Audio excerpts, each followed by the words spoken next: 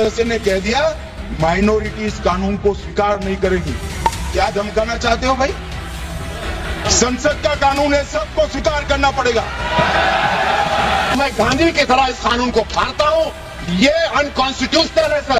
तो गेम बजाना पड़ेगा। जो बोर्ड है उसमें दरगाह क्या है, कमाने का सोर्स है। हमारे पाकिस्तान पंजाब के अंदर उसको कहते हैं, बहुत सारे ऐसे मैं जानता हूं दरगाहों को पंजाब के अंदर जो औकाफ को करप्शन मनी देते हैं कि आप हमारा जो दरगाह है इसको औकाफ के नीचे ना लेके आए, बिकॉज अगर औकाफ के नीचे आ जाएगा तो फिर क्या होगा, फिर हुकूमत के पास वो पैसे आएंगे।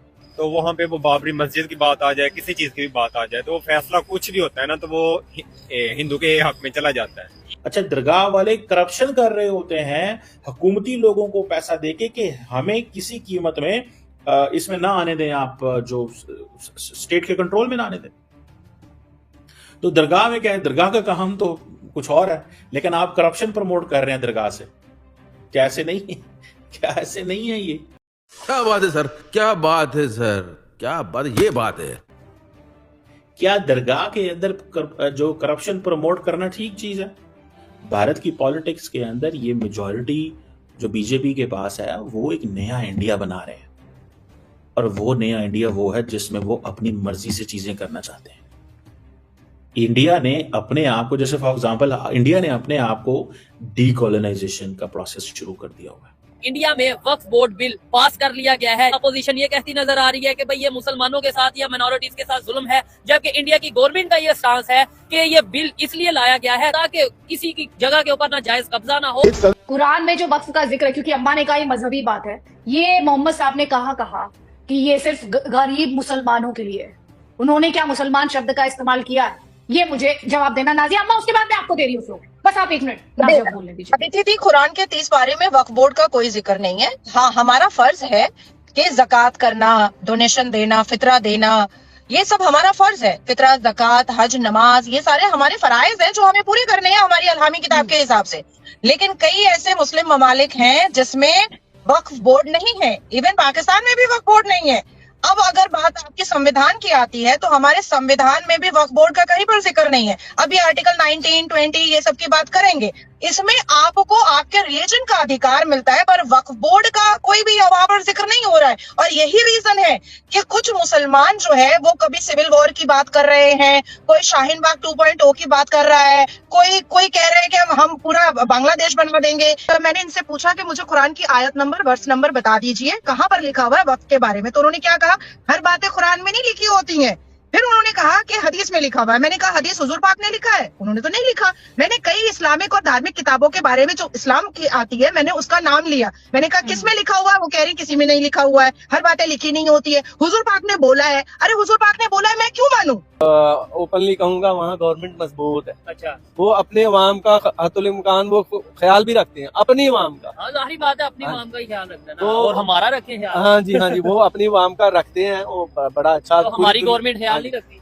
हमारी गवर्नमेंट को जो है वो गरीब गवर्नमेंट है, उसको मदद मांगनी पड़ जाती है हर अदारे से, हर जो है सोसाइटी से वो मदद लेने के लिए हर वक्त तैयार रहती है। इसमें भी इनकी अपनी कमजोरियां हैं। दोस्तों, ये एक नया इंडिया है, ये वो नया इंडिया है जो बेसिकली जिसका ख्वाब नरेंद्र मोदी, बीजेपी और उनकी पार्टी ने देखा है। बीजेपी की लीडरशिप के तहत बहुत सारे ऐसी लीगल और जो पॉलिसी लेवल चेंजेस की गई हैं जो कि डायरेक्टली इंडिया की जो मुस्लिम पॉपुलेशन है उसको इम्पैक्ट करते हैं।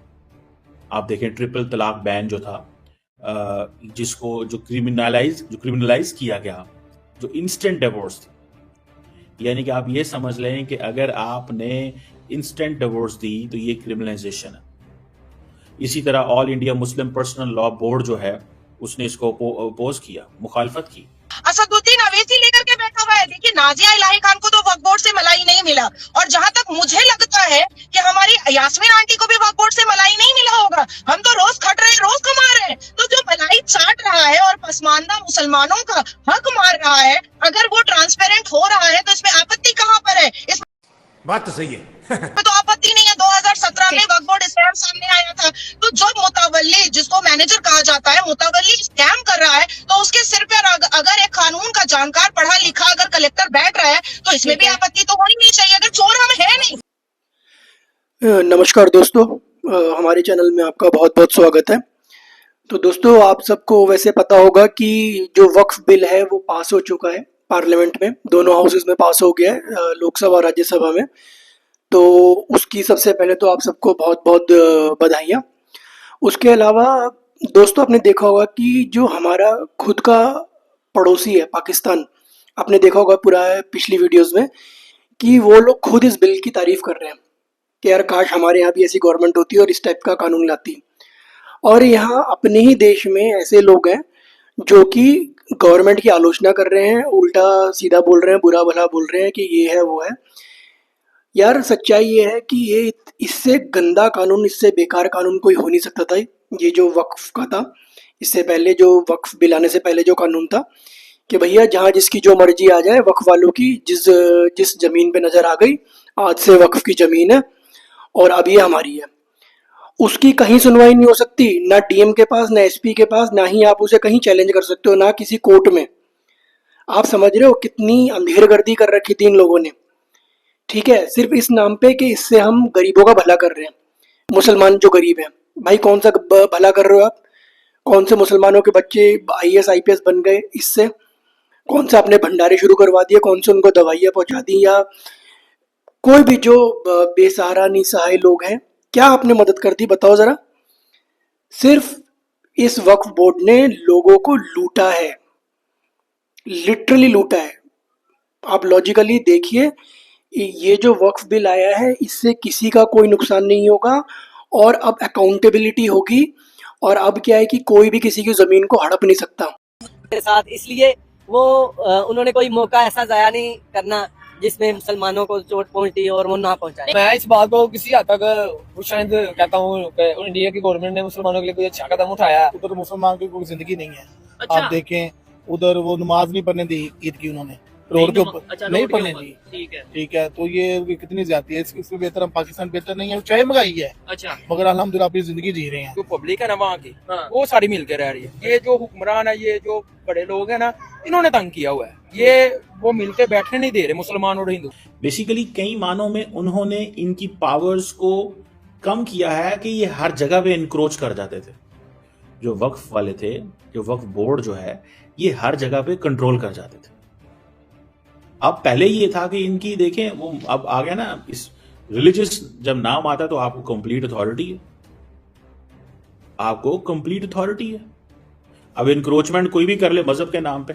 मैं पाकिस्तान में भी ऐसी बहुत सारी जगह हैं जहां पे वो जी मस्जिद बना दी और उसके ऊपर हुकूमत को, फिर हुकूमत क्या करे? अगर आप उस जगह से मस्जिद को खत्म करेंगे तो शोर मच जाता है। अच्छा, यहाँ पे तो मस्जिद थी और तुमने क्या किया? तो ये जो हुकूमत, भारत की हुकूमत कर रही है, जो मैंने इसको थोड़ा स्टडी किया, अब फॉर एग्जांपल रिकॉर्ड को डिजिटलाइज करना कोई बुरी चीज थोड़ी है, ट्रांसपेरेंसी को बुरी चीज है अगर एक सवाल किया जाए। और इसमें इसके अंदर मुसलमानों के अंदर भी तकसीम है। मिसाल के तौर पे जो जमीयत उलमाए हिंद है और all India Muslim personal law board जो है, उन्होंने कहा है कि ये जो एंटी इंक्रोचमेंट लॉज होने चाहिए और डिजिटाइजेशन भी होनी चाहिए। मुझे लग रहा है ये बेसिकली ये दरगाहें और इस तरह की चीजें, दो तरह के ये स्कूल ऑफ थॉट्स हैं मुसलमानों के अंदर, इधर पाकिस्तान में अंदर ये भी चीजें। हाँ, आप 1450 साल का इस्लाम है, आप 1500 साल की मंदिर को कह रहे हैं कि वक्फ बोर्ड का है, तो ये नहीं चलेगा, ये नहीं चलेगा। बाकी जिसके पास रजिस्ट्रेशन है, उसकी कॉपी है, वो जरूर आपकी है। अब आती है बात कि मुसलमानों के जिस पूर्वजों ने 9 लाख एकड़ दे दिया जमीन, वो मुसलमान मातम क्यों करते हैं कि हम गरीब हैं, हम भिखारी हैं? तो अगर वक्फ से जिस हिसाब से पैसा और आमदनी आ रही है, जिस हिसाब से 9 लाख एकड़ का रेवेन्यू आ रहा है, एक तो उन्होंने सरकार को बेवकूफ बनाया। 2019 का टैक्स देखिए और 2024 का टैक्स देखिए, 1.25 करोड़ रुपए 2024 में उन्होंने जमा किया है और प्रॉपर्टी बढ़ रही है। अब जब प्रॉपर्टी बढ़ रही है तो रेवेन्यू भी बढ़ रहा होगा, तो फिर आपका टैक्स 1.25 करोड़ कैसे हो गया? कैसे हो सकता है? 287% बढ़ोतरी हुई है प्रॉपर्टी में। वक्फ एक्ट नहीं पढ़ते तो छुपा के क्यों रखे हो? सिलेबस में डालो, सब पढ़ेगा, सब समझेगा। ट्रिब्यूनल को इतना पावर दे दिया गया, और ये झूठ बोल करके निकल गई, इसलिए इन्होंने वीडियो बंद कर दिया, ये मेरा सामना नहीं कर पाए। ट्रिब्यूनल में जब ये मामला जाता है और जो आदमी, अगर वो मुसलमान हो या कोई भी जाति या धर्म या मजहब वाला हो, जब वो बिल्कुल सिसक जाता है, तब वो जाता है हाई कोर्ट। हाई कोर्ट में जब रिव्यू में वो जाता है, कि वक्फ बोर्ड ने मेरी संपत्ति छीन ली, तो आपको पता है वक्फ बोर्ड के मुतवल्ली आकर के क्या कहते हैं कि हम इसका रिप्लाई यहाँ क्यों देंगे, इसको ट्रिब्यूनल में आना पड़ेगा। और आप देखिएगा कि वक्फ बोर्ड का जितना भी मामला ट्रिब्यूनल से उठ करके हाई कोर्ट किसी भी राज्य में जाता है रिव्यू में, तो हाई कोर्ट के जज को चिल्लाना पड़ता है कि ये भारत है, यहाँ शरिया नहीं है। आपको यहाँ पर बताना पड़ेगा कि आपने बैगेज ऑफ प्रूफ क्यों दे दिया है जो संपत्ति का मालिक है। जो संपत्ति का मालिक है उसी के ऊपर बैगेज ऑफ प्रूफ है, वक्फ बोर्ड को कोई बैगेज नहीं है प्रूफ का। कि जनाब 50,000 के करीब डिस्प्यूटेड वक्फ प्रॉपर्टीज हैं जो इंडिया के हैं। सो इसलिए मुसलमान क्या कह रहे हैं कि जी ये basically it's a targeted move. ये क्या है? एक टारगेटेड मूव है।